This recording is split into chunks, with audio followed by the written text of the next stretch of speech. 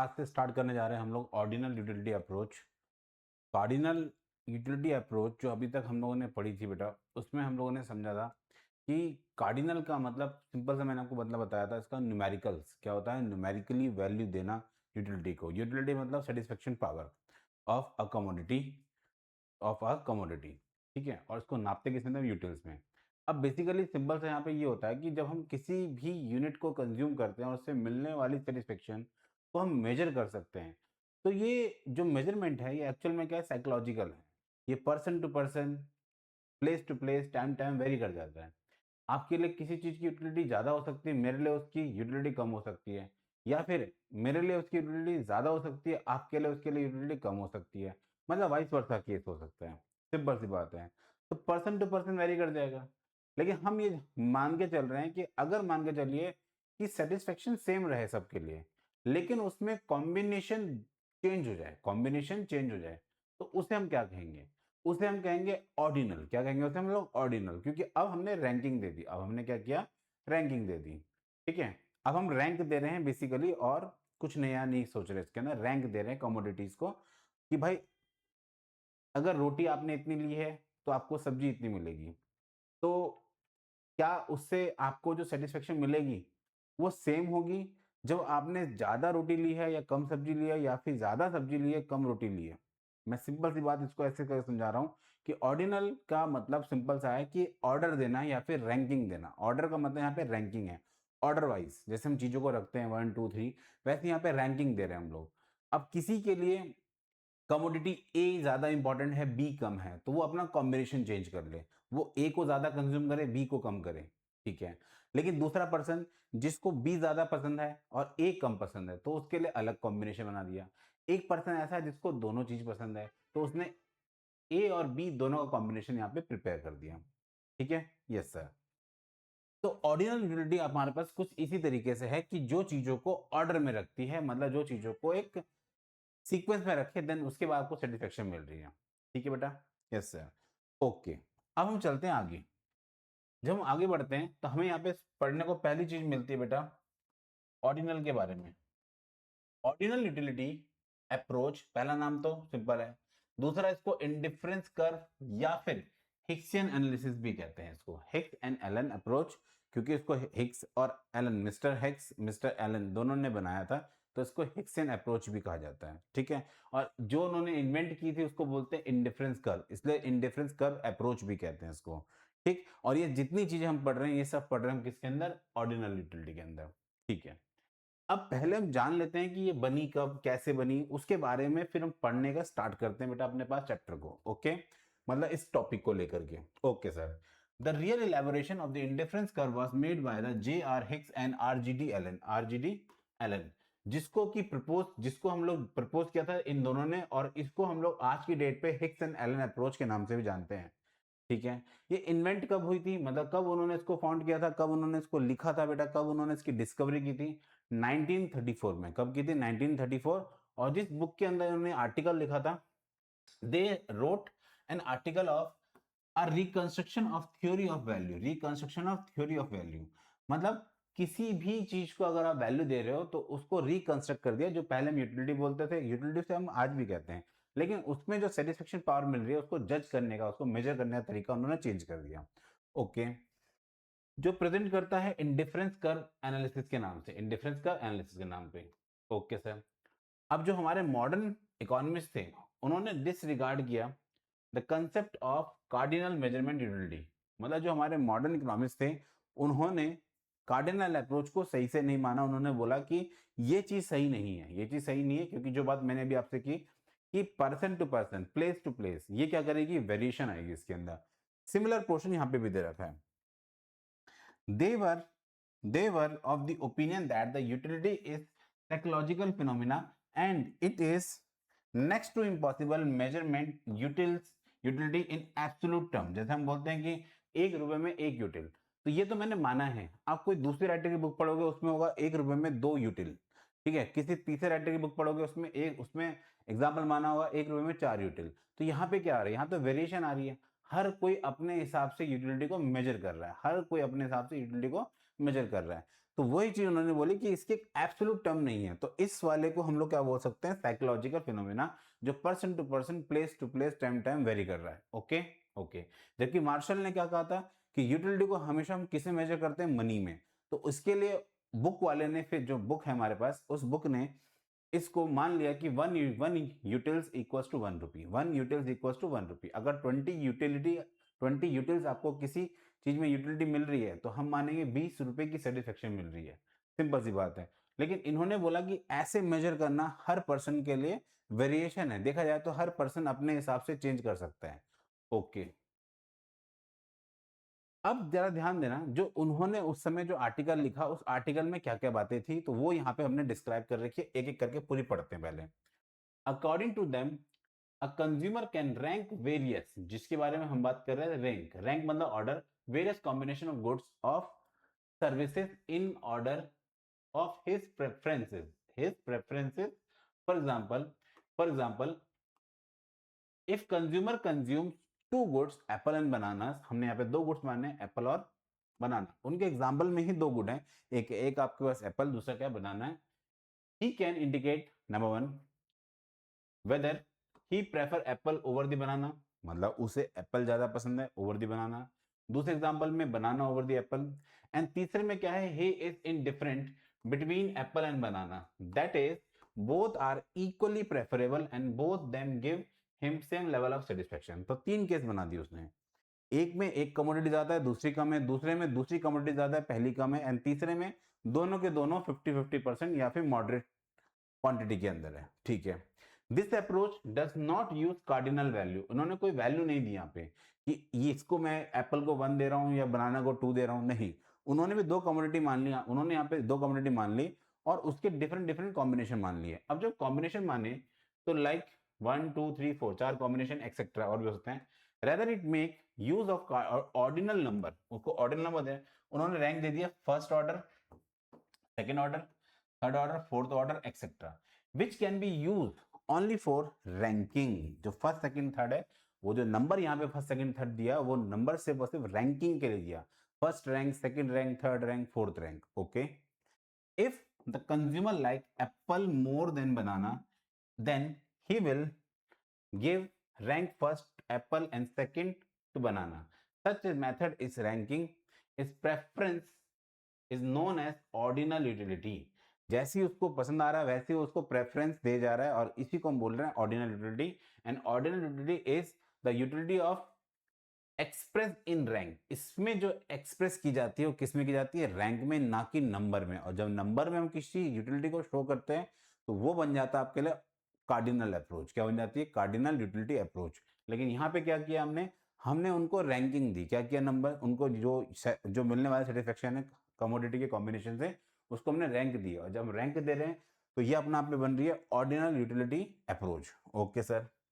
Ordinal approach is considered to be more realistic and improved as compared to cardinal utility. इसको ज्यादा बेहतर, ज्यादा अच्छा माना गया बजाय कार्डिनल अप्रोच के। ऑर्डिनल को बेटर माना गया एज पर मॉडर्न इकोनॉमिस्ट। ठीक है।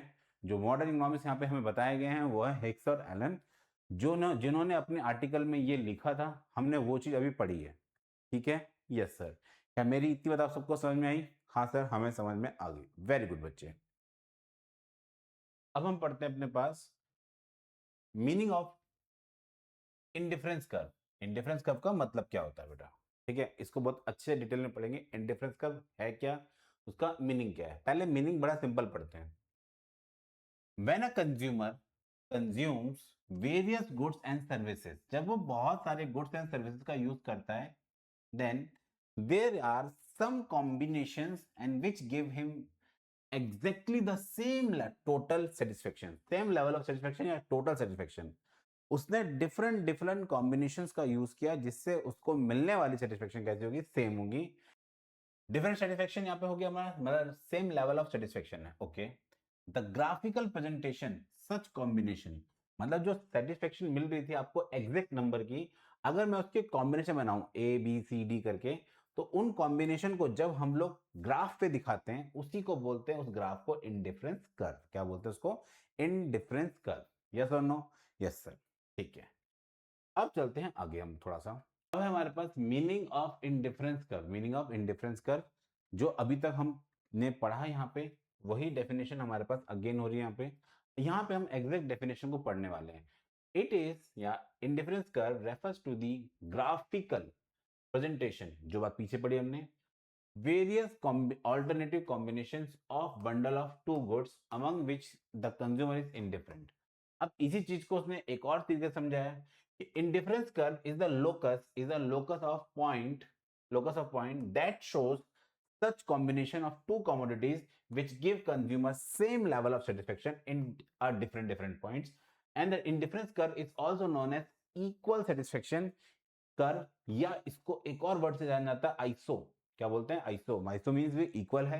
सेटिस्फेक्शन का मतलब भी क्या है? यहाँ पे यूटिलिटी है एंड कर्व का कर्व है, तो इसको एक और नाम जाता है, इसको इक्वल सेटिस्फेक्शन कर्व भी बोल सकते हो और आइसो यूटिलिटी कर्व भी बोल सकते हो। सर इट मींस इसके तीन नाम हो गए, एक इंडिफरेंस कर्व, एक इक्वल सेटिस्फेक्शन कर्व एंड एक होता है iso utility curve. Iso utility curve, iso इसलिए बोला गया क्योंकि इसके डिफरेंट कॉम्बिनेशन पे आपको सेम लेवल ऑफ सेटिस्फेक्शन मिलेगी। ठीक है बेटा? Yes sir. नेक्स्ट, अब यहां पे जब भी हम बात करेंगे बेटा तो यहाँ पे दो गुड्स को लिया जाएगा। कितने? दो गुड्स आपको मानने क्योंकि डेफिनेशन ही बोल रही है इंडिफरेंस कर्व की, और जो आर्टिकल लिखा था हिक्स एंड एलन अप्रोच के अंदर, उस हिक्स एंड एलन अप्रोच के एग्जाम्पल में ही दो गुड्स हैं, एप्पल एंड बनाना, तो इसमें दो गुड्स का होना कंपलसरी है। जब भी हम इस अप्रोच को पढ़ेंगे तो दो गुड्स होंगे। As a matter of the general fact the consumer consume more than two. अब यहाँ पे तो हम मानते हैं वो दो से ज्यादा कंज्यूमर कंज्यूम करता है चीजों को। However, the sake of the simplicity and easy understandable, it is to assume that the consumer buy only two goods। हमने बस यहाँ पे कितनी मानी है? दो ही गुड्स मानी है, जिससे कि कंज्यूमर इंडिफरेंस कर्व एनालिसिस को आपको बेटर वे में अंडरस्टैंडिंग हो पाए। ठीक? Yes sir. अब जो बात अभी हमने समझी यहाँ पे इंडिफरेंस कर्व की, उसी चीज को हम आगे और एक्सप्लेन करते हैं with the help of table and with the help of diagram. Let us now understand the concept of indifference curve, help of the indifference schedule which show the combination। यहाँ पे अलग अलग कॉम्बिनेशन है, जैसे आप देख पाओगे P कॉम्बिनेशन क्या शो कर रहा है? एक एप्पल है, 15 बनाना है। Q कॉम्बिनेशन क्या शो कर रहा है आपको? हमने कुछ बनाना को यहाँ पे लूज किया, जिसके बदले में हमें एप्पल कुछ मिल गए हैं। Okay sir. फिर R कॉम्बिनेशन क्या शो कर रहा है? R कॉम्बिनेशन शो कर रहा है हमने अगेन एक एप्पल को गेन किया, बदले में कुछ बनाना को लूज किया है। फिर एस कॉम्बिनेशन में भी सेम, वन एप्पल आपको गेन हो रहा है बट थ्री बनाना आपको लूज हो रहे हैं। अगेन टी कॉम्बिनेशन में भी एक एप्पल आपका यहाँ पे इंक्रीज हो रहा है, जबकि बनाना आपके टू यहाँ पे रिड्यूस हो रहे हैं। तो ये डिफरेंट लेवल ऑफ सेटिस्फेक्शन है यहाँ पे, डिफरेंट। पर यहाँ पे मैं बोलना चाहूंगा आपको डिफरेंट लेवल ऑफ सेटिस्फेक्शन नहीं है, यहाँ पे सेटिस्फेक्शन तो हर जगह पे सेम है, बट उसके जो कॉम्बिनेशन है वो डिफरेंट है। यहाँ पे सेटिस्फेक्शन सेम रहेगी, तभी इसको बोला गया आइसो यूटिलिटी एनालिसिस या आइसो यूटिलिटी कर्व। या फिर इसको हम बोल सकते हैं एक तरीके से कि ये एक तरह का लाइन है, एक तरह की क्या है? स्ट्रेट लाइन है। स्ट्रेट लाइन तो नहीं, इसमें कर्व बनता है, तो एक कर्व है जिसके अंदर आपको सेम लेवल ऑफ सेटिस्फेक्शन को शो किया जाता है। ठीक है सर। सर इसका कर्व बताओ, इसका ग्राफ बताओ मैं। ओके, ये बेटा इसका ग्राफ बड़ा सिंपल सा है, आप इस ग्राफ को देख पाओगे और टेबल से कनेक्ट कर पाओगे। अगर हम देखें तो पहला कॉम्बिनेशन हमारे पास ये है, सेकेंड कॉम्बिनेशन हमारे पास ये है, ये P combination, Q, R, S and T. तो यहाँ पे डिफरेंट कॉम्बिनेशन है, और इन कॉम्बिनेशन के अंदर आप एक बात बहुत आराम से चेक कर पाओगे कि जब हम लोग पहले कॉम्बिनेशन पे थे तो हम लोगों ने इस वाली कमोडिटी की कितनी यूनिट को लूज किया है? 1 2 3 4 and 5 for gain of one additional unit. कितनी? One additional unit. लेकिन जब हमने दूसरा कॉम्बिनेशन चेक किया तो दूसरे कॉम्बिनेशन में 1 2 3 4 सिर्फ और सिर्फ यहाँ पे 4 कमोडिटी को लूज किया for one additional unit. Again जब हम लोग अगेन यहाँ पे गए तो कितनी कमोडिटी को लूज कर रहे हैं? 1 2 3 for additionally one gain unit. फिर अगेन यहाँ पे हमने कितनी यूनिट को लूज किया? 1 2। कितनी यूनिट के लिए? एक यूनिट के लिए। तो लगातार आप देख पाओगे यहाँ पे कि जो कॉम्बिनेशन है उसमें हमें जो सेटिस्फेक्शन, जो हम लोग सेक्रीफाइस कर रहे हैं यूनिट्स को, वो लगातार क्या है? रेशियो आपका यहाँ पे कम होता जा रहा है। पहले आपने 5 यूनिट लूज की, फिर 4, फिर 3, फिर 2, फिर 1।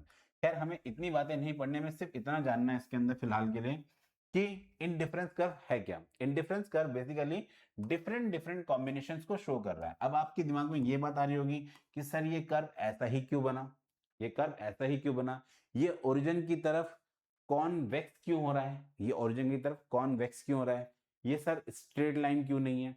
इन सब का जवाब अभी हम मिलेगा सबका बेटा।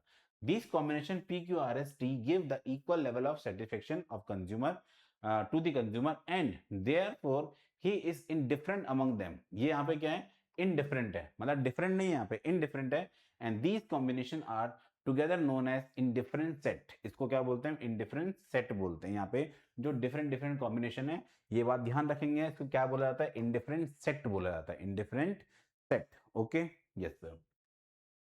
नेक्स्ट, अब यहाँ पे कुछ बातें आपको याद रखनी है जिसे आप भूलना नहीं है, क्योंकि अगर आप भूल जाओगे तो आपको प्रॉब्लम होगी बेटा। ठीक है, यस सर।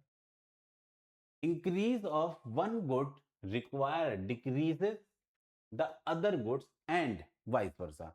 अगर हम एक कमोडिटी को बढ़ाते हैं, यहाँ पे ध्यान देना, तो दूसरी कमोडिटी आपको लूज करनी पड़ती है। अगर आप एक कमोडिटी को बढ़ा रहे हो, दूसरी कमोडिटी आप लूज करोगे, तो आप देख पाओगे यहाँ पे हमारे पास पहली और दूसरे कॉम्बिनेशन में, पहले कॉम्बिनेशन में मुझे यहाँ पे लूज करना पड़ा टोटल 1 2 3 4 5 यूनिट को लूज करना पड़ा for one additional unit, for one additional unit. फिर जब मैं दूसरे कॉम्बिनेशन में जा रहा हूं तो अगेन मुझे लूज करना पड़ रहा है 1 2 3 and 4 for one additional unit. तो ये जो सिलसिला है ये चलता जाएगा, मतलब आपका जो सेक्रीफाइस रेट है for gain for one additional unit, ये हमेशा क्या होगा, कुछ ना कुछ होगा जरूर। ये बात यहाँ पे साफ बताई गई कि increase of one good require decrease of another goods and vice versa भी हो सकता है। In case of indifferent curve each combination of two goods give equal satisfaction, ये तो हमें पता है। तो when a consumer increase the consumption of one good, the consumption of other goods must be decreased, ये गिरेगा, and so as to maintain same level of satisfaction।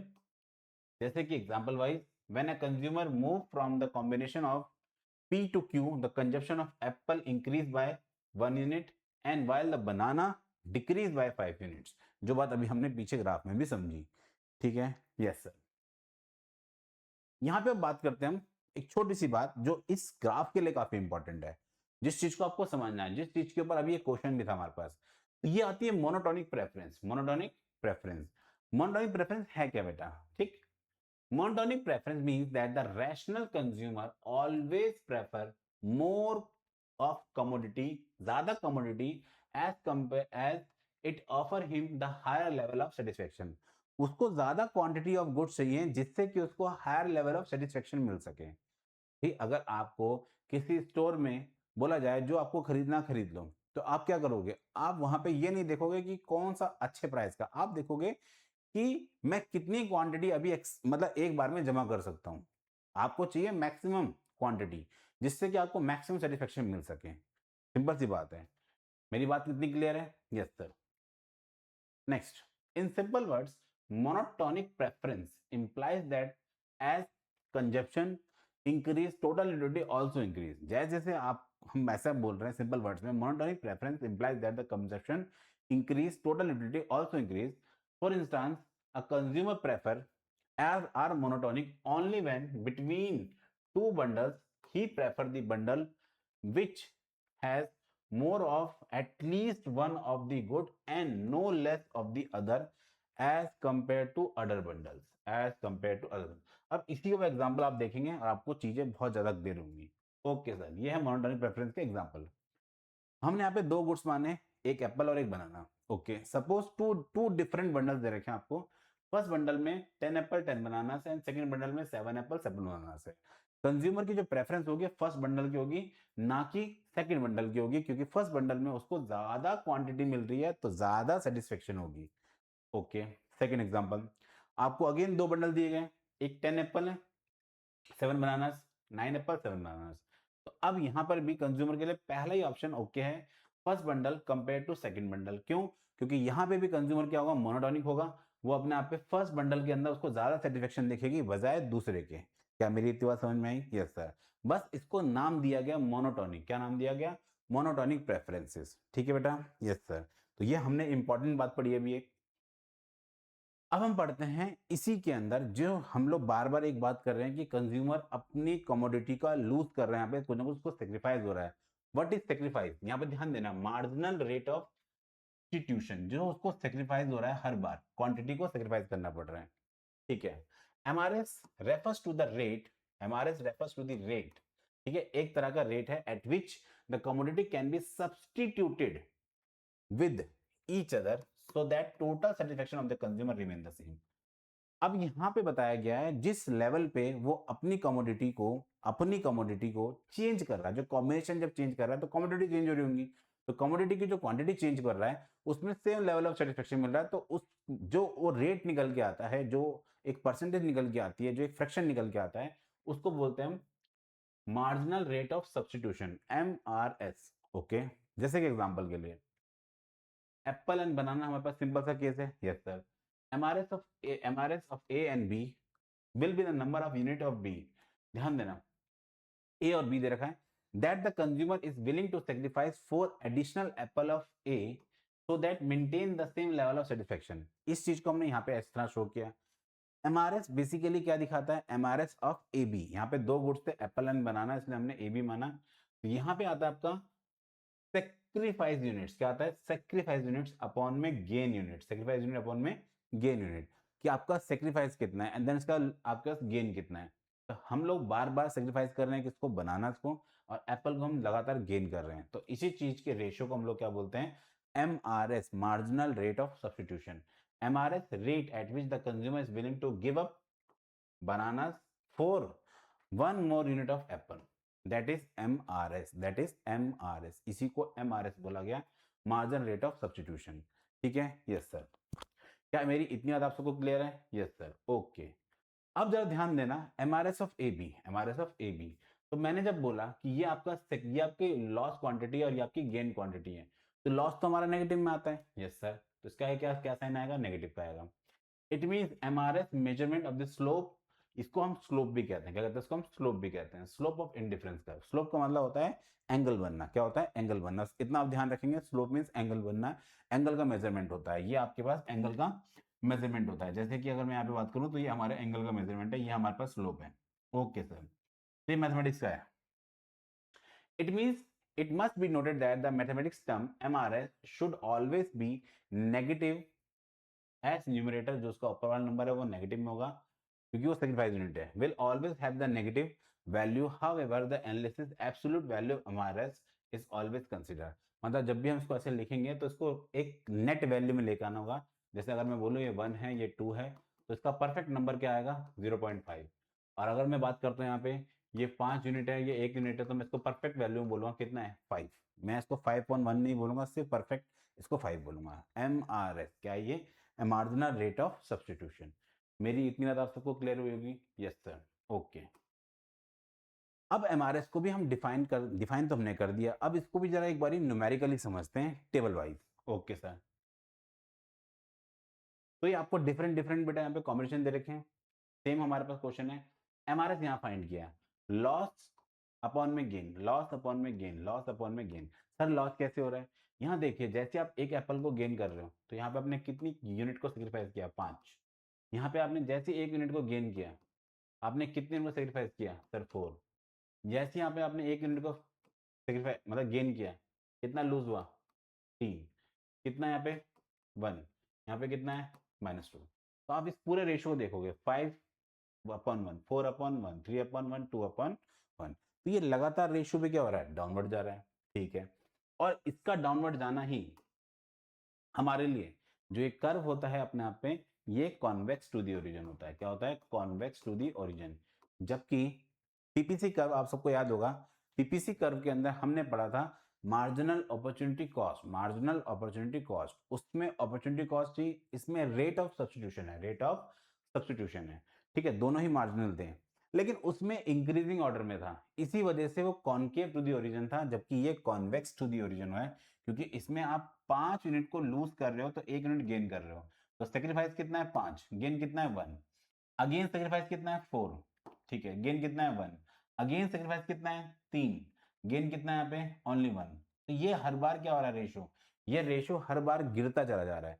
और ये है हमारे पास डिक्रीजिंग ऑर्डर में, और यही बात यहाँ पे भी शो की गई है, एमआरएस लगातार क्या है, डाउनवर्ड चल रहा है, एमआरएस लगातार क्या है, डाउनवर्ड हो रहा है। ठीक है, यस सर। ये एक सिंपल सा ग्राफ हमने बनाया MRS between apple and bananas के बीच में। ठीक, यस सर। अभी तक जो जितने भी हमने कॉम्बिनेशन पढ़े, जितने भी चीजें हमने पढ़ी, हमने पहले ऑर्डिनल यूटिलिटी पढ़ा, फिर इंडिफरेंस कर्व पढ़ा, फिर देन उसके बाद इंडिफरेंस कर्व का आपने उसका पूरा चार्ट देखा और साथ में उसका टेबल समझा। देन उसके बाद हम लोग आए मोनोटोनिक प्रेफरेंस में। मोनोटोनिक मीन्स आप कंज्यूमर चाहता है कि मैक्सिमम यूनिट्स उसको मिले जिससे कि सेटिस्फेक्शन उसकी क्या हो, हायर हायर हो। फिर हमने पढ़ा मार्जिनल रेट ऑफ सब्स्टिट्यूशन, क्योंकि जब हम एक कमोडिटी को अचीव करते हैं दूसरी कमोडिटी सेक्रीफाइस करनी होती है। ठीक है, जिससे कि हमें सेम लेवल ऑफ सेटिस्फेक्शन मिल सके। यस सर, तभी तो इसकी डेफिनेशन बनी।